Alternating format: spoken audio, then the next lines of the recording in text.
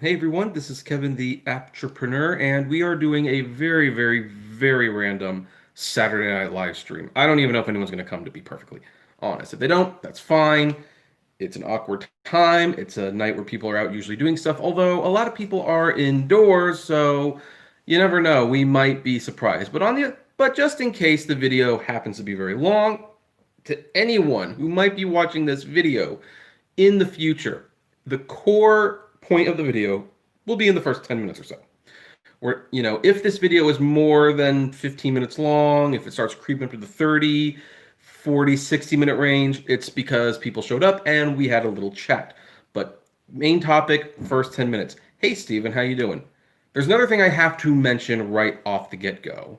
Throughout this video, regardless how long it is, you might be hearing a bunch of, well, explosions in the background. And that's because I don't know entirely why, but I live in an area that is obsessed with illegal fireworks. It's just you hear cherry bombs all the time here for reasons I cannot fathom. Personally, I think cherry bombs are stupid. I think they are. You light the cherry bomb and it goes poof and it makes a loud noise, and what? You basically just, annoy a bunch of people. Well, it's been especially bad the last couple weeks, so it kind of means that if I'm going to do a live stream at night, unfortunately, these things are going to be going off. But now, let's talk about the reason that I did this, and you would wonder why I would talk about this, because this really doesn't have anything to do with my channel. And then the longer I thought about it, the more I realized, for a random Saturday night thing, topics like this are exactly what I want to talk about. And that is the fact that Chuck E. Cheese, a place that most of us have been to at least once when we were kids, is reportedly filing for bankruptcy, and they may have to close over 600 locations. Now, full disclosure, I have not been to a Chuck E. Cheese in a very long time. It's been a good, 18? No, it's probably been 22 years since I have been to a Chuck E. Cheese. And, so yeah, I just haven't been there in a while. I mean, you don't go to Chuck E. Cheese for their food. You go to Chuck E. Cheese for the ball pits, the arcade games, birthday parties, terrible pizza, obviously. And I don't need to go there. I've got games at home. I could get better pizza anywhere else. In fact, I think a lot of Chuck E. Cheese's won't even let you, if you're an adult, go into the restaurant unless you have kids with you. Hey, Chase and McClare and RBX, welcome. Well, here's the funny thing. We were actually considering going to a Chuck E. Cheese in a few months. No joke. See, here's the thing. Now, as I get older, I have nieces and nephews. Now, one of my nieces we took to Universal Studios like 1 week before everything shut down, which was perfect timing because her birthday party got canceled. So this was a great consolation prize. But we were trying to think, okay, what are we going to do with the twins, though? The twins are still too young for Universal Studios or Disneyland or anything like that. Plus, that raises the price exponentially. So we had decided we were going to take these two small boys to Chuck E. Cheese. And that would, in fact, have been the first time I would have been to Chuck E. Cheese, again, in about 22, maybe even 24 years. Let's see, I'm 36 now. I think the last time I was at Chuck E. Cheese was when I was 12 or something. So maybe 11. I don't remember exactly when, but it has been a very long time. In fact, they even changed the design of Chuck E. Cheese and Chuck E. himself. Like he used to be, he used to be this big rat thing, and now he's like a punk rock mouse, something to that effect. So I don't know. It's very odd. What can I say? But this article from Complex, and a lot of sites are reporting this, I just happen to be reading from Complex, says this. It appears that Chuck E. Cheese's plans to secretly sell pizza under another name was a flop. We actually talked about it. For those of you who follow my channel, maybe you saw this video of mine. But Chuck E. Cheese was trying to sell their pizza on Grubhub under the name Pascali's Pizza. And Pascali is the name of the chef and the Chuck E. Cheese band, so. Now the Family Entertainment Center is approaching bankruptcy and might have to shutter all of its locations. The C virus pandemic hasn't been kind to the popular kids restaurant. Well, no kidding. The Wall Street Journal reports that Chuck E. Cheese parent company CEC Entertainment is almost 1 billion in debt and is now attempting to ask lenders for a 200 million loan to keep the business open. CEC recently announced that it's planning to present its top executives with retention bonuses as a way to entice them to stay on. The brand said it would pay almost $3 million total to 3 executives, including $1.3 million to CEO David McKillips. Based in Texas, Chuck E. Cheese has 610 locations across 47 states. It had to close its restaurants when the pandemic hit, laying off 17,000 employees in March. In April, CEC announced that it was taking a look at refinancing, bankruptcy, and restructuring following the global health crisis. Hi, Robert. Welcome. The chain tried to make more money during the pandemic by selling pizza under the name of Pasquale's Pizza and Wings on delivery apps like Grubhub, a reference to a musician who plays in Chuck E. Cheese's band. Now, I'm going to say right now, of course, that plan was doomed to fail. I mean, unless they had like alternate boxes, the problem with that plan was pretty simple. Chuck E. Cheese pizza is not very good. I mean, look, we all love pizza. I mean, there was even a joke in The Big Bang Theory, like even the stinky pizza is still kind of good. But Chuck E. Cheese is truly awful pizza. It is terrible. In fact, I'm going to share a very vivid memory I have of eating Chuck E. Cheese pizza. My dad took me, my brother, and our friend Caleb out to Chuck E. Cheese one night. Now, my dad is someone who likes to get extra sauce, which, by the way, I don't know why he does this. I don't know why anyone puts extra anything on. Pizza, like any other food, is a balancing act. You have a certain amount of ingredients, and once you start saying, put extra of this on or extra of that, you are taking away from the balance and you are overpowering everything else. It does not make the pizza taste better. Well, anyway, you don't make special orders at Chuck E. Cheese because Chuck E. Cheese is not a restaurant. It's a bunch of minimum wage kids who are just popping pies into the oven. I mean, you might say, well, how's it different from other pizza places?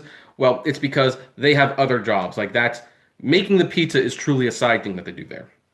So my dad says extra sauce, and they smother this pizza with extra sauce. So the point that when we get the pizza, it is dripping, and we use almost the entire can of napkins just for a few slices each person. It was incredibly bad. And that has become like a big memory. In fact, whenever me and Caleb, who I don't see very much anymore, whenever we talk, once in a while I can still say, so, dude, remember when we went to Chuck E. Cheese and my dad asked for extra sauce on the pizza, and he'll always like, oh my gosh, yeah, I will never ever forget that. So obviously, with pizza of that bad quality, where they can't deal with special orders very well, and it doesn't taste very good, of course, selling the pizza under Pasquale's Pizza and Wings was not going to save the company. Granted, I will give them credit. I will give them credit for trying something. Because, you see AMC theaters not doing much of anything where it's like, you have AMC dine-ins. Why don't you try to sell your food, which is not terrible, on food delivery apps and even make deals on the AMC app like, hey, order a dinner to be delivered and you'll get like a movie rental free. Like, it seemed like AMC theaters, and I think they will survive, by the way, but they could have been doing a little bit more than what they're doing now to bring money in. So I'll give Chuck E. Cheese that much credit. Now then, in May, a CEC Entertainment Incorporated representative offered a statement on Pasquale's Pizza and Wings, saying CEC Entertainment Incorporated recently launched Pasquale's Pizza and Wings nationwide. The inspiration was rooted in the desire to create a premium pizza while staying true to the CEC brand. Of course, the CEC brand is a bunch of noisy kids with bad pizza, so I don't know what you want to stay true to in that regard.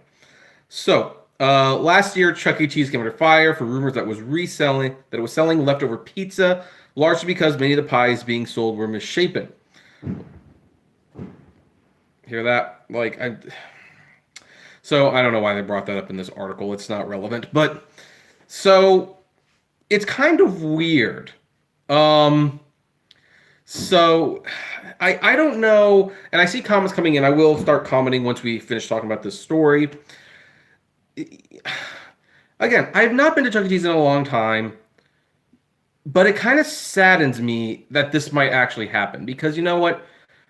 I am one of those people who believe that there should be some low cost options out there for families to go to. Look, we'd all like to go take our kids to Disneyland. Unfortunately, we're at the point where a lot of restaurants will not be able, not restaurants, a lot of parents will not be able to take their kids to Disneyland. So you have Knott's Berry Farm and Six Flags and Universal Studios as a cheaper alternative, and in some cases, it's just as fun.